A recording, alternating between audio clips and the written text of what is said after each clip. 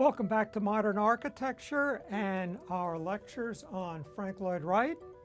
My name is John Lobel, and let's see where we are now.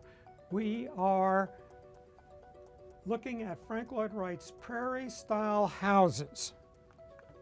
So, Frank Lloyd Wright, around 1900, does a series, starting around 1900, does a series of houses which pretty much introduced the modern American home, characterized by an open plan, massive chimney core, interpenetration of inside and outside, bands of windows, low-sloped overhanging roofs, rectilinear interpenetrating planes, horizontality, a sense of motion, and asymmetry. So let's take a look at that. So these are two of the most prominent Prairie Style houses by Wright, the Roby House and the Ward Willett House, and we have an open plan. So what do we mean by that?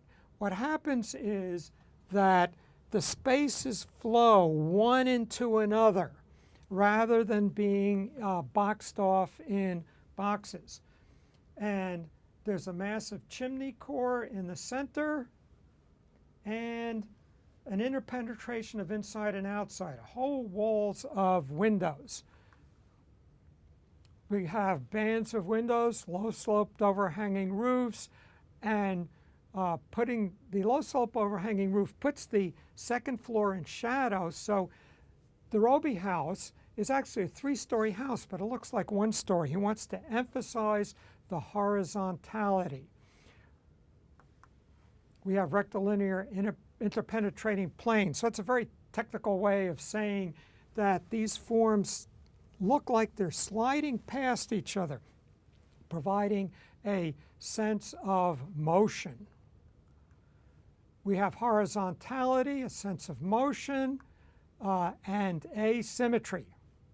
So those are characteristics of the open plan and the Prairie Style house by Frank Lloyd Wright. Now, what do we mean by an open plan?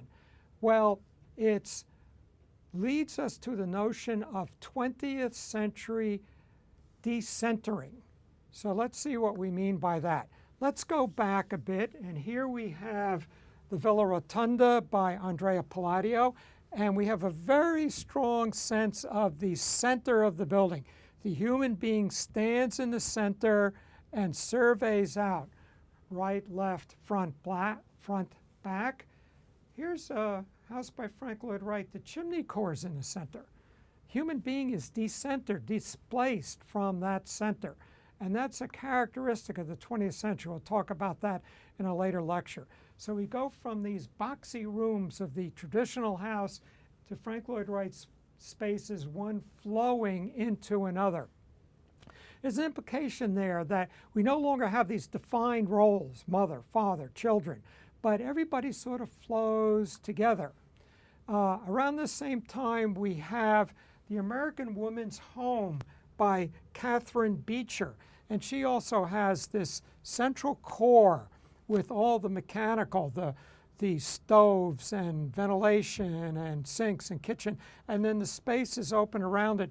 But she has a kind of gingerbread aesthetic. She doesn't really develop a modern aesthetic, and that's what Wright gives us. But we can see the similarities between Katherine Beecher's and Wright's architecture. So the meaning of this Prairie Style, it symbolizes American individuality, freedom, and opportunity, open to new ideas, meritocracy, and a freedom of movement, flux, and change. Wright writes, I believe that every man born had equal right to grow from scratch by way of his own power, unhindered to the highest expression of himself possible to him. So this notion of individuality is really important to Wright. So before Wright, the home was often a place of both consumption and production, the small farm. Wright's home was a place of just consumption. How do we see the home today? So before Wright, we had the small farm. you made a chair in the work shed and then you brought it in and you sat on it.